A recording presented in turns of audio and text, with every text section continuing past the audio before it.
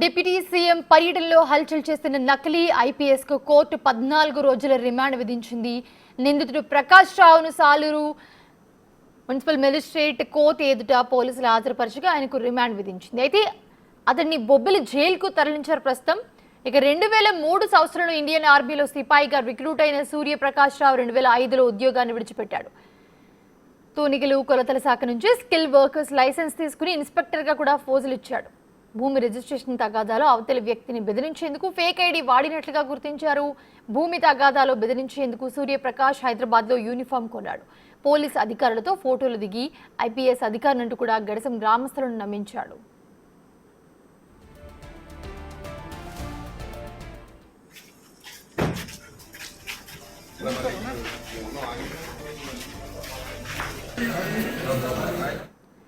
AP deputy CM Pawan Kalyan Uttarandhra పర్యటనలో భద్రతా లోపం వ్యవహారం సంచలనంగా మారింది. విజయనగరం జిల్లా చీపురుపల్లికి చెందిన సూర్యప్రకాష్ ఐపీఎస్ అధికారిగా పవన్ పర్యటనలో హడావిడి చేశారు.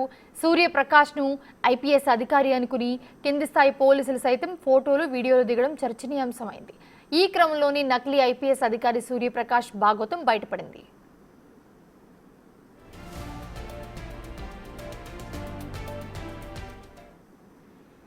చీపురుపల్లి డీఎస్పీని కూడా ట్రైనీ ఐపీఎస్ అధికారి హోదాలో సూర్యప్రకాష్ కలిసినట్లుగా చెప్తూ ఉన్నారు. పోలీసులకు ఎక్కడ అనుమానం రాకుండా డ్రెస్ కోడ్ నుంచి వాకింగ్ వరకు కూడా జాగ్రత్తలు తీసుకున్నట్లుగా వెల్లడవుతుంది.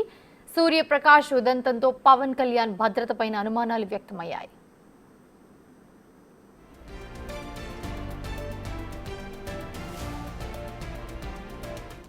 ఈ ఘటనపై ఏపీ డీజీపీ ద్వారకా తిరుమలరావు స్పందించారు. సూర్యప్రకాష్ ని అదుపులోకి తీసుకుని విచారిస్తున్నట్లుగా వెల్లడించారు. సూర్యప్రకాష్ శిలాఫలకం దగ్గర ఫోటోలు దిగాడని, కొందరు కింది స్థాయి పోలీసులు అతనితో ఫోటోలు దిగారని డీజీపీ తెలిపారు.